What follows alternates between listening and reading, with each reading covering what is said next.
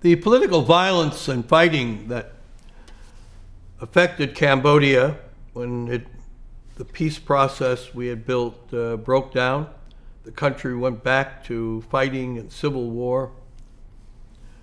And Secretary of State Madeleine Albright was going to be in the area and wanted to, before the fighting really had taken place, wanted to come to Cambodia, meet with the prime ministers, because we had two prime ministers, Prince Ranariddh, the first prime minister, and Hun Sen, the second prime minister. And she wanted to come and visit and see if she couldn't help knit their relationship back together again. And it was, she also wanted to come and visit around the country, wanted to go to Angkor Wat, visit the temples there that she had never seen. And it was expected when we got a message like this that the embassy, of course, would say, "We're so delighted, welcome Secretary of State," and put together a great program. I, on the other hand, sent the message back. I didn't write it down. I phoned back to the Deputy Assistant Secretary of State, named Jeff Bader, who had worked for me previously. Now he had the job that I had held, and said to him, "The secretary should not come. The dissident forces in the country will use her visit as a way to bring attention to their efforts. They will do it in a way that will seek to intimidate the secretary and embarrass her publicly. You should drop this idea." So he said, "Well, thank you for not writing it down. I'll go and talk with the secretary's staff about this and let them know what you think, and then I'll get back to you." So, you know, some time passes, maybe a day, and he calls back and said, "Secretary of State's office and staff are really upset with you." And they said, "What's the matter? Why isn't Ambassador Quinn on the team? Why isn't he supporting what the secretary wants to do?" And so that she would come to Cambodia. So,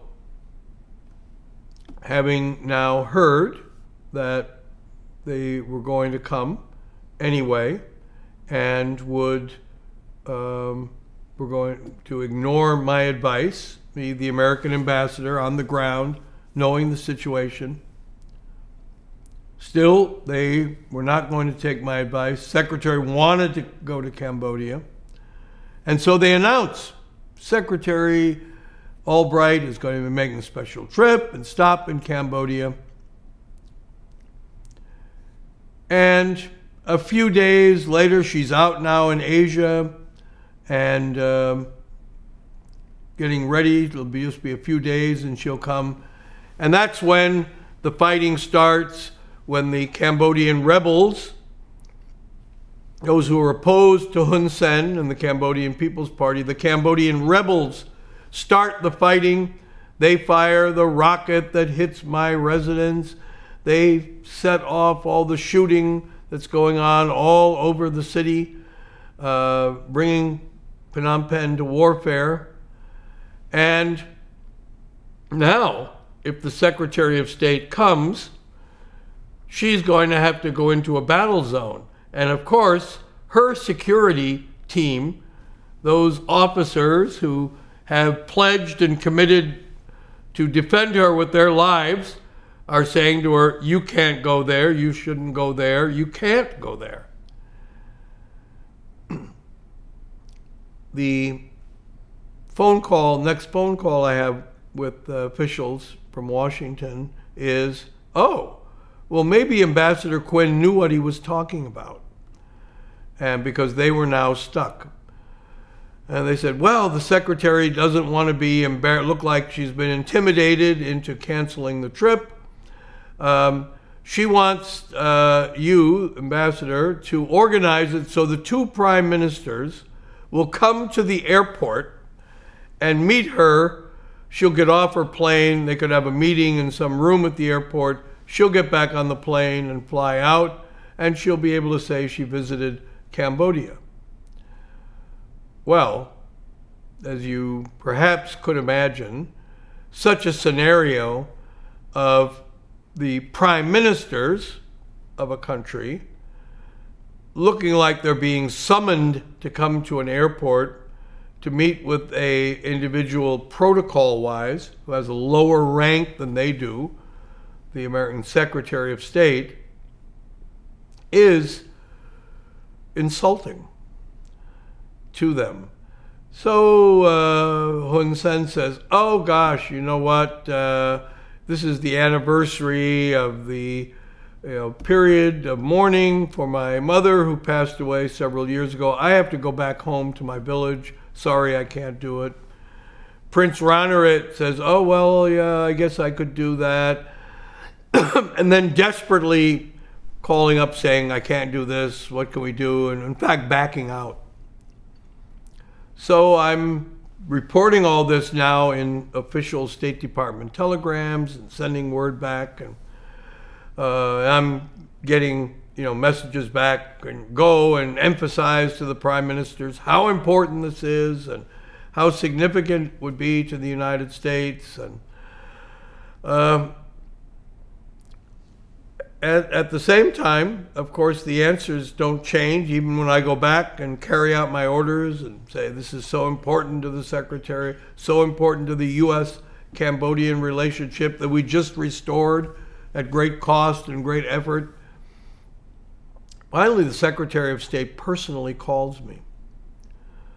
So I'm on the phone with her, and she's saying, well, what will it take to do this? And I said, well, if we break off relations, threaten to break off diplomatic relations, I think we could force them to come. She said, oh, that's a really big step. I don't think we can do that. And then I said to her, Madam Secretary, you can drive in from the airport. You can come to the Prime Minister's building, which is not all the way in downtown. You can be protected there. You will not be shot at and killed or blown up if you do that. I will come and ride with you. I'll be in the seat next to you. I'll take the bullet if it comes to anybody tries to shoot you. The bullets will have to go through me first. But she either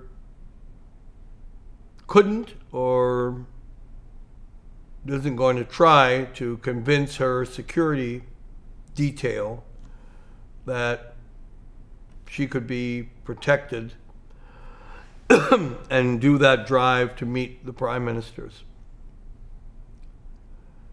And so, eventually, had to announce that the trip was canceled.